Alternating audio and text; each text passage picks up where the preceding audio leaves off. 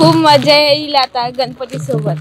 गणपती फक्त 10 दिवसाचा असते पण मजा इतकी करतो आपण त्याच्यासोबत. काय उत्साह आहे तुझ्यात आज गणपती बाप्पा घरी येणार आहे? आज उत्साह तर खूपच आहे कारण सगळे लोक गणपती घेऊन आले आणि मूर्ती इतकी चांगली चांगली असतात इथे, जसं मातीचे वगैरे, तसं मातीचे चांगले असतात थोडे बघायला, कारण ते इको फ्रेंडली असतात आणि वातावरणाला त्रास नाही होत त्यांनी.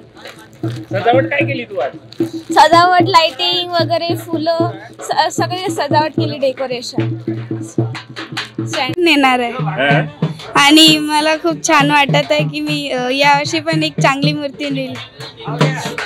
आणि बाकीच्या तुझ्या मित्रांना कसा संदेश देशील? बाप्पा कोण्या इको फ्रेंडली कसे काय बसवायचे?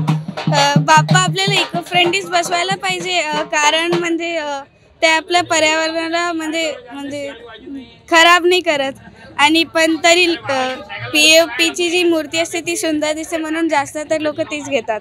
पण काय आव्हान करा, त्या सुंदर पेक्षा महत्वाचं पर्यावरण आहे ना. हो सांग ना. तर म्हणून मग त्याच्यासाठी आपल्याला इको फ्रेंडली मूर्तीच घ्यायला पाहिजे.